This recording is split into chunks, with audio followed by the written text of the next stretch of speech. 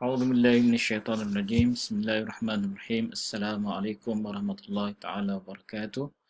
Hadirin hadirat yang dirahmati Allah Subhanahu wa taala, muslimin muslimat. Semoga didoakan semoga sentiasa berada di bawah rahmat, inayah, riayah Allah Subhanahu wa taala. Kita semua amin ya rabbal alamin. Kita sampai perkongsian kita di dalam membicarakan rantaian ayat-ayat di dalam surah Al-Baqarah. Kita sampai kepada 226, ayat 226 dan 227. Dua ayat kita akan bicarakan hari ini insya-Allah. Ayat tersebut seperti yang dipaparkan. Kita akan dengar dulu bacaan daripada qari ayat-ayat, dua ayat tersebut. A'udzu billahi minasyaitonir rajim.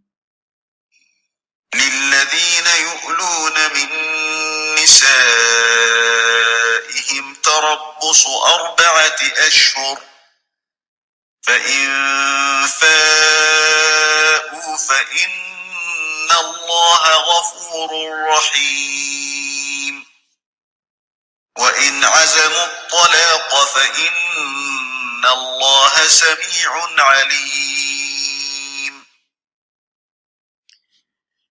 Sadaqallahul azim. Yang ditafsirkan di dalam terjemahan seperti berikut. Kepada orang-orang yang bersumpah tidak akan mencampuri isteri-isteri mereka, diberikan tempoh 4 bulan. Setelah itu, jika mereka kembali mencampurinya, maka sesungguhnya Allah Maha Pengampun, lagi Maha Mengasihani. Dan jika mereka berazam hendak menjatuhkan talak, iaitu menceraikan isteri, maka sesungguhnya Allah Maha Mendengar, lagi Maha Mengetahui. Dua ayat iaitulah ayat 226 dan 227 surah Al-Baqarah. Ayat ini dimulai dengan perkataan lillazina yu'luna. Lillazina. Li bermaksud bagi ataupun untuk. Bagi ataupun untuk. Allazina, mereka yang. Mereka yang. Allazina adalah perkataan, dia panggil isim mausul. Perkataan yang akan menjadi penyambung. Bermaksud mereka yang. Mereka, ramai. Mereka, yang ini perkataan allazina digunakan untuk ramai. Ramai dan lelaki. Muzakkar. Lijam'il muzakkar. Lijam'il muzakkar. Iaitulah ramai lelaki. Kalau seorang dia akan kata allazi. Allazi. Kalau dua orang dia akan kata allazani. Kerana bahasa Arab ni dia ada dua. Dua itu perkataan ada di dalam bahasa Arab. Maknanya perkataan dua itu ada. Kalau dalam bahasa Melayu, kita akan tengok apa yang digunakan ialah sama ada seorang ataupun ramai. Perkataan yang menunjukkan kepada dua itu tak banyak dalam bahasa ada. Dan bahasa Arab salah satu bahasa yang menggunakan ada satu bentuk perkataan yang merujuk kepada dua.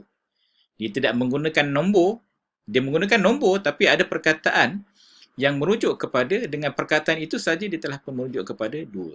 So allazani merujuk kepada dua. Merujuk kepada dua. Dia panggil apa? Musanna. Dia panggil musanna yang ini merujuk kepada dua. Okey, seterusnya kita sambung. Yu'luna bermaksud sumpah. Yang ini mereka bersumpah daripada perkataan ala yu'li. Ala yu'li bermaksud sumpah. Kalau ramai dia akan kata yu'luna. Kalau kita tengok perkataan dia seperti berikut. Ala, okey. Yu'li, mudhari' dia. Kalau kata nama dia ialah ila. Kata nama dia ialah ila. Okey. Di mana ayat ini menyatakan satu daripada permasalahan, satu daripada hukum di dalam fiqh, itulah hukum ila, hukum sumpah. Cuma ila ini adalah satu jenis sumpah yang bermaksud dengan maksud tertentu di dalam fiqh. Iaitulah sumpah apa? Yu'luna min nisa'ihim. Mereka bersumpah dari perempuan-perempuan mereka. Mereka bersumpah dari perempuan-perempuan mereka. Perempuan-perempuan mereka ini merujuk kepada isteri-isteri mereka. Yang satu dia akan kata mar'ah, kalau ramai dia akan kata ni nisa. Apa bermaksud sumpah dari isteri-isteri mereka? Yang dimaksudkan sumpah dari isteri-isteri mereka ini bermaksud mereka bersumpah untuk menjauhkan dari menggauli isteri-isteri mereka. Itu maksud dia. Jadi ini adalah hukum, salah satu daripada hukum yang disebut di dalam fiqh iaitu hukum ila. Bersumpah untuk tidak menggauli isteri-isteri mereka. Hukum ini diturunkan Allah Subhanahu Wa Taala kerana dia adalah sebagai memperjelaskan satu permasalahan di zaman jahiliyah yang mana telah menjadi satu perkara yang kelaziman. Bila mana seseorang lelaki itu di zaman jahiliyah tidak menyukai isterinya, maka dia akan bersumpah untuk tidak menggauli isteri tersebut. Maka sumpah tu bila mana dia tidak menggauli isterinya, isteri tersebut akan tergantung-gantung. Kan? Dia tidak bersuami. Kan? Tidak pula dia menjadi bujang. Kan? Yang mana mungkin boleh berkahwin. Jadi dia tergantung-gantung keadaannya ataupun jadi janda. Tidak berkahwin. Jadi yang demikian dia akan mendatangkan mudarat kepada isteri-isteri tersebut. Dia akan mendatangkan mudarat kepada isteri tersebut yang mana kehidupannya tergantung-gantung, tidaklah dia menjadi janda dan tidaklah pula dia menjadi isteri kepada suami kepada suaminya. Maka bila mana kedatangan Islam telah pun memperjelaskan perkara tersebut di dalam hukum yang dipanggil hukum ila. Kan, hukum ila yang disebut di dalam ayat yang kita bacakan sekarang ini. Jadi apa permasalahannya dan bagaimana Islam memperjelaskannya? Allah Subhanahu Wa Taala telah berfirman seterusnya daripada yang kita baca tadi, tarabbusu arba'ati ashhur. Tarabbusu bermaksud tunggu. Dia daripada perkataan tarabbasa, ya tarabbasu. Tarabbusun adalah dia punya kata nama dia. Ni. Tarabbasa, ya tarabbasu, tarabbusun. Bermaksud tunggu ataupun berjaga. Berjaga. Ataupun berwaspada pun boleh juga. Tarabbasa, ya tarabbasu. Okay. Sebelum itu perkataan yang kita sebutkan tadi iaitulah perkataan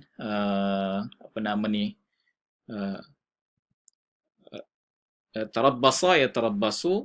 Okey, habis itu tunggu apa dia? Tunggu arba'ati ashhur. Tunggu selama 4 bulan. Dahlah dia menunggu selama 4 bulan. Bila mana dia bersumpah dengan sumpah tersebut, maka tempoh menunggunya adalah 4 bulan. Selepas pada 4 bulan dah diputuskan apa yang berlaku. Kan? Apa yang berlaku. Jika sebelum daripada 4 bulan itu dia telah memberikan keputusan, tak ada masalah. Kan? Sama ada hendak bercerai ataupun hendak sama balik dengan isterinya, tak ada masalah.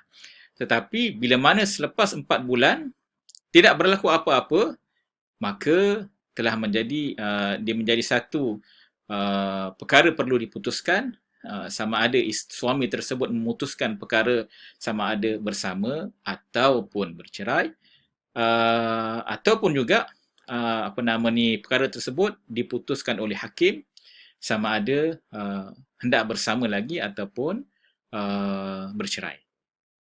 Okey, jadi itu adalah hukum dia panggil hukum al-ila. Hukum al-ila.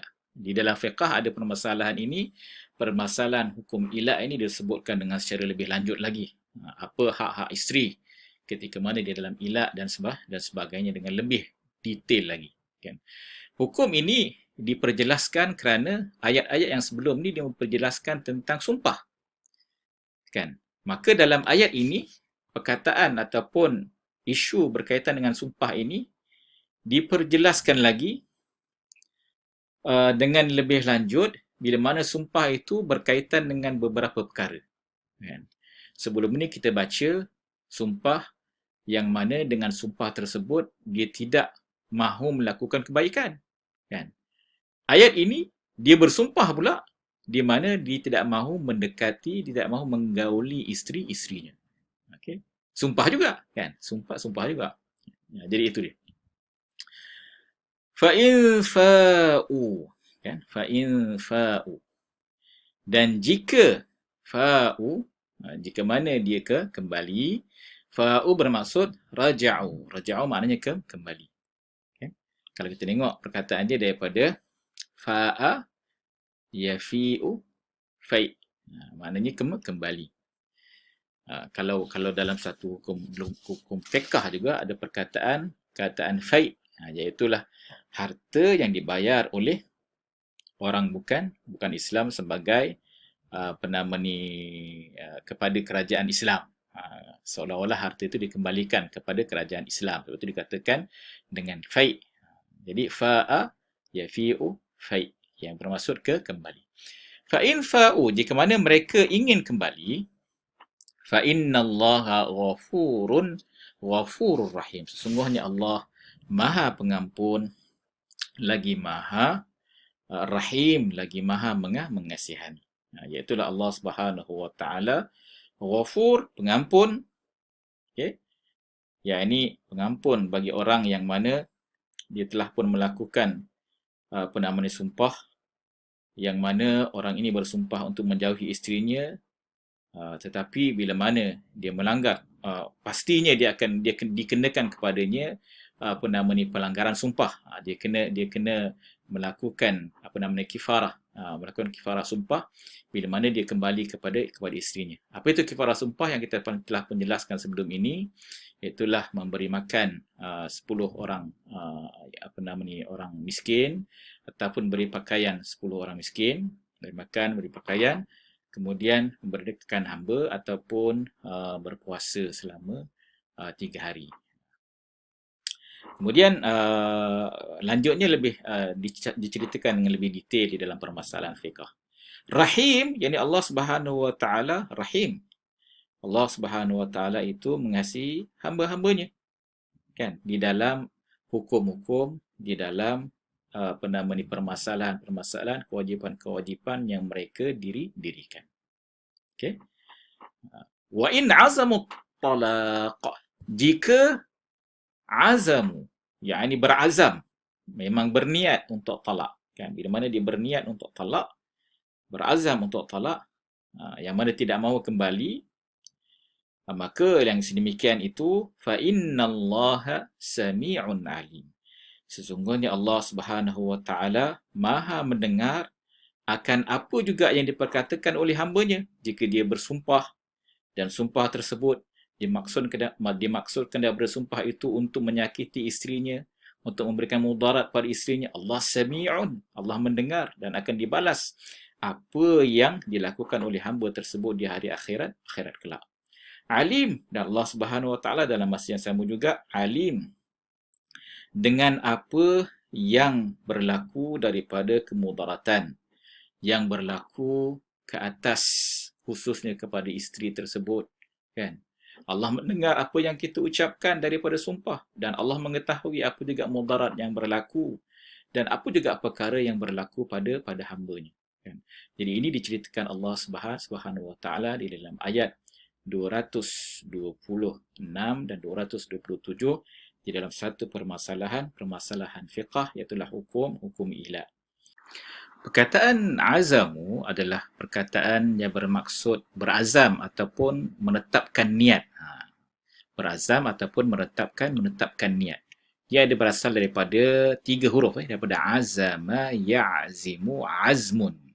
Kita dalam bahasa Melayu pun kita akan kata azam. Azam maknanya penetapan niat, penetapan niat, penetapan hati, kita akan kata azam. Jadi dalam bahasa Arab pun perkataan yang sama.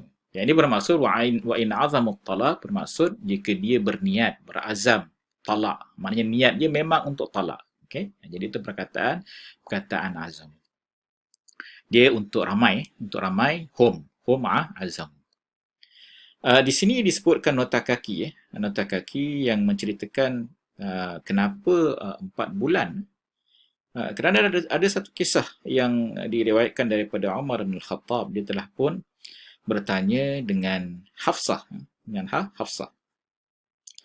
Iaitu dia bertanya kepada Hafsah, berapa lamakah waktu seorang isteri itu boleh berjauhan daripada suaminya?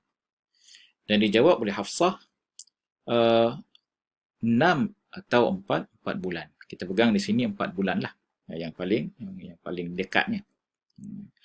Iaitulah 4 bulan. Sebab itu disebutkan di sini 4 bulan.